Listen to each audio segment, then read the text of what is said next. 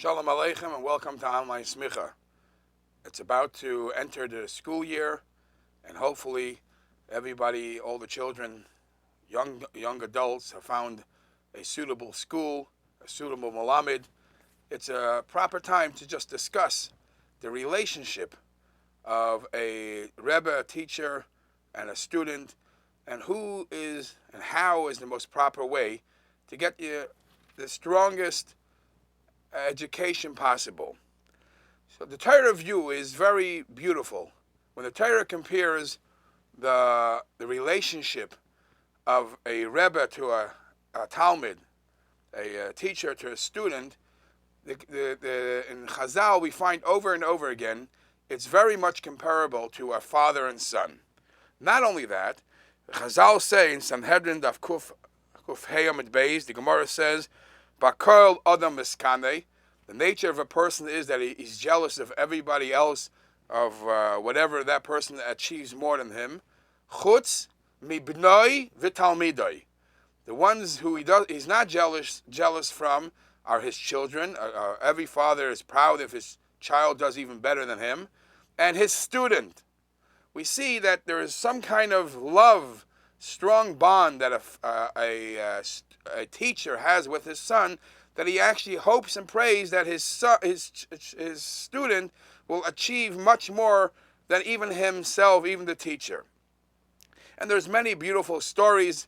There's a story about the Chayzim of Lublin that he once, as he was already famous, he went traveling and he ended up with his Talmidim staying in a certain town, and nobody, for Shabbos or that night, the two Talmidim were invited to stay in someone's home.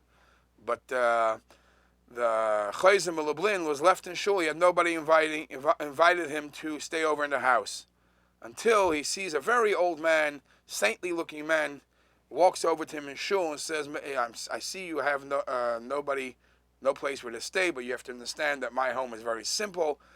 And they got into the conversation, and he asked a little about the Chayzah, and he says, "Oh, you're from Lublin. You maybe know this and this person." And he says, "Sure, I know this and this person." And he was asking about the Chayzah. And it turns out that this gentleman, who was an elderly person, had a bracha of Arichus Yomim, he was the Chayzah's teacher as a youngster.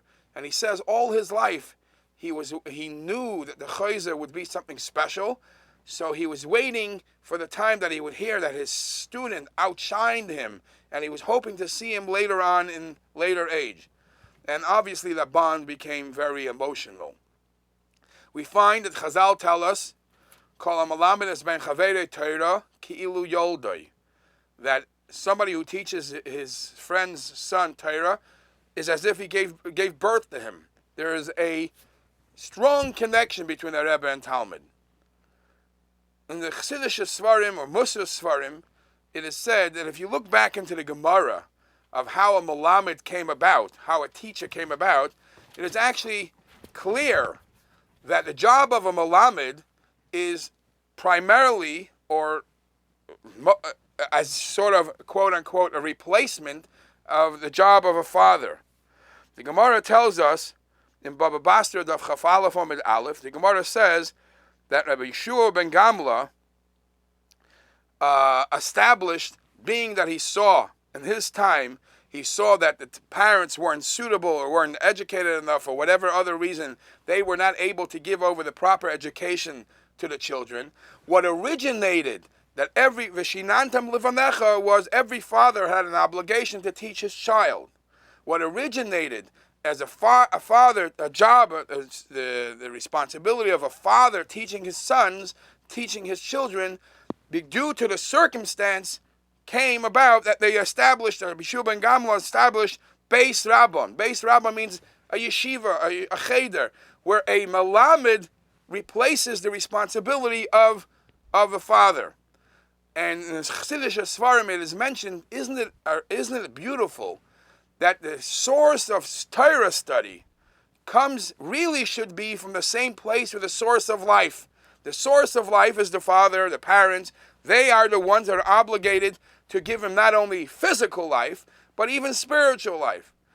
Yet, because of the circumstance we find that it's replaced by a Malamed, but you have to remember that the Malamed is giving the child source of life. He's giving him real chayis, real chayim, real life.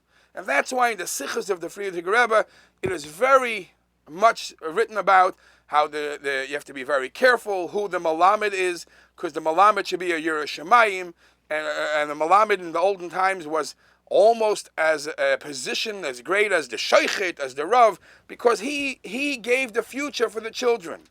The Maral shockingly writes that it is certain the connection that a Rebbe, a Malamed, has with a child, the Maral writes, is even greater than the father has in a certain sense. We know the halachic view of this too, than a father has with a child. And he makes a point to note, especially by younger children. Whereas a bacher is a little older, he has already some of his own mind, he could see it and feel it, what the Rebbe teaches him, how he could internalize it as part of himself. But a youngster, the Malamed is actually training him from the beginning. He is forming his whole way of thinking. So how important it is to choose the proper Malamed, the proper Yerushalayim, who will educate the child the best way. One last Nakuda. I saw lately a sefer that says that you find in Pirkei Avos, it speaks about the kinyanim, of how a Yid acquires Torah. And the Mishnah lists off 48 kinyanim, how one could acquire Torah. And one of the Mefarshim makes a comparison to the words of kinyan, acquirements, how it's mentioned in the Mishnah in Kedushin, where the Mishnah says that a man acquires a wife, bekesef b'shtar b'biyah. And the Gemara goes on to say over there, that why does it say ha'isha niknis, a woman gets acquired, and why does it not say a man acquires a woman? So the Gemara says very simple.